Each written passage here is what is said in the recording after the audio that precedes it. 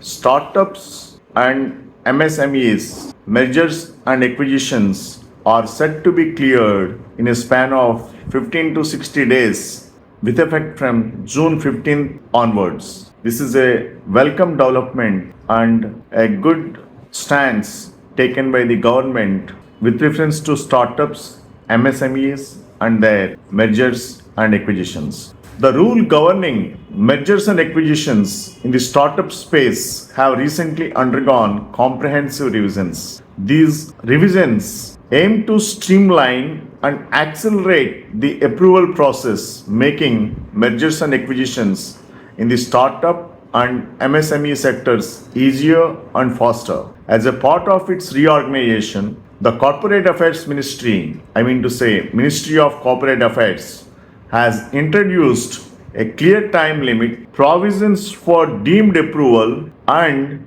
emphasized the importance of public interest. These measures will come into effect on June 15th, leading to a significant growth and revitalization in the startup and MSME segments.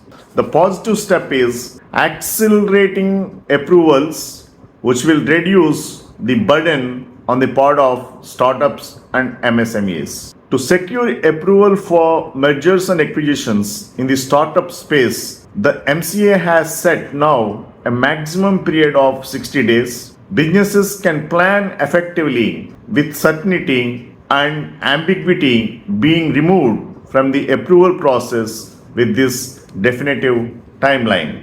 Swift decision making is going to be the order of the day, which will allow in terms of streamlining the process of mergers and acquisitions.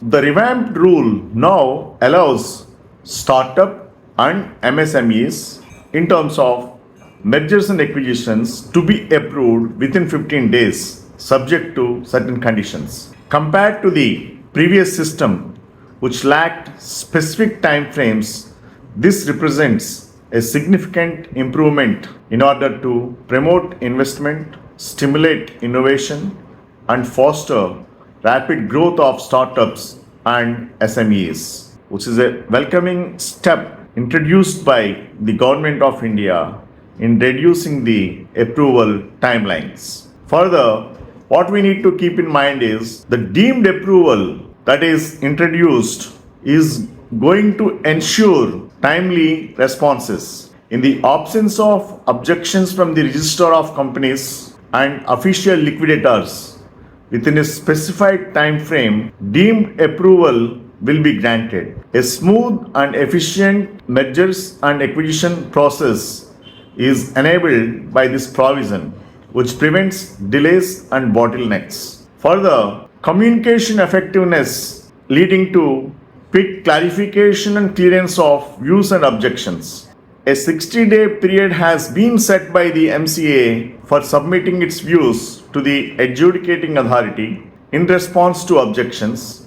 By doing so, all relevant perspectives are considered during a comprehensive and transparent decision-making process. In addition to that, M&A finalization will help ensuring public interest too. When the ROC and official liquidators' objections are deemed unsustainable and the government determines that the merger or amalgamation is in the public interest, a confirmation order will be issued within 60 days. The objective of expediting the approval process while prioritizing public interest is further supported by this step. Another important feature of the changes that have taken place is in relation to keeping the public interest safe, which has been made as the primary role of the NCLT mechanism. It is the government's responsibility to convey its objections to the National Company Law Tribunal,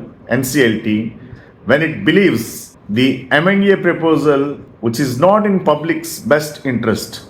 In this way, public welfare is considered carefully when making decisions, and mergers and acquisitions that could be detrimental or avoided. Of course, in this entire process, startups and MSMEs are definitely going to get boost. which in turn leads to boosting the growth. M&A rules, merger and acquisition rules being revamped in the startup sector and MSME sector are seen as a catalyst for the sector's growth.